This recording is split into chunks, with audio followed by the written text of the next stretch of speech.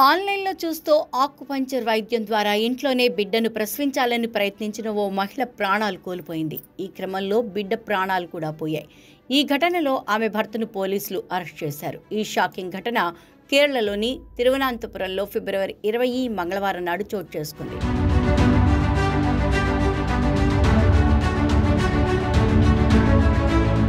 Shamira BV అనే మహిళకు ఇప్పటికే 3 సంతానం. 4వసారి గర్భం దాల్చిన షమీరా 9 నెలలు నిండే వరకు వైద్యులను సంప్రదించలేదు.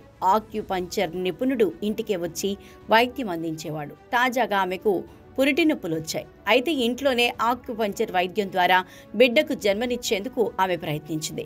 నొప్పులతో తీవ్ర రక్తస్రావమై పరిస్థితి విషమించడంతో చివరికి ఆమెను ఓ ప్రైవేట్ ఆసుపత్రిలో చేర్పించారు.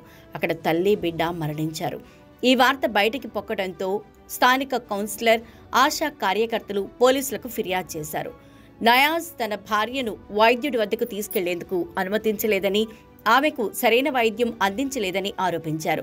ఆశా వర్కర్లు వారి ఇంట్లోకి వెళ్లేందుకు, కనీసం గర్భిణితో మాట్లాడేందుకు కూడా నయాజ్ అనుమతించలేదని వార్డు కౌన్సిలర్ దీపిక పోలీసులకు తెలిపారు. అయినా ఓసారి ఎలాగో అలా ఆమె ఇంట్లోకి వెళ్లి మాట్లాడగా అది ఆమెకు 4వ గర్భం అని తెలుసుకున్నామన్నారు. అంతేకాకుండా గత ప్రసవాలన్నీ సెజరీన్ ద్వారా జరిగాయని, ఆమెకు ఏ విధంగానూ నార్మల్ డెలివరీ అయ్యే అవకాశం లేదని తెలిపారు. అయితే భర్త నయాజ్ మాత్రం భార్యకు సాధారణ ప్రసవం కావాలని, అందుకు యూట్యూబ్లో నార్మల్ డెలివరీకి సంబంధించిన వీడియోలు చూసేవాడినని తెలిపారు. షమీరాను ఇరుగు పొరుగు వారితో మాట్లాడేందుకు సైతం అనుమతించేవాడు కాదని ఆరోపించారు.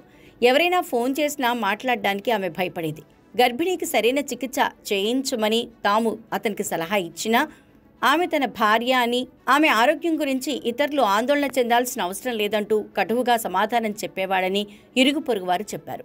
కేసు నమోదు చేసుకున్న పోలీసులు షమీరా భర్త నయాజ్ను అరెస్ట్ చేశారు. ప్రస్తుతం తల్లి బిడ్డ మృతికి కారణాలపై విచారణ జరుగుతోంది.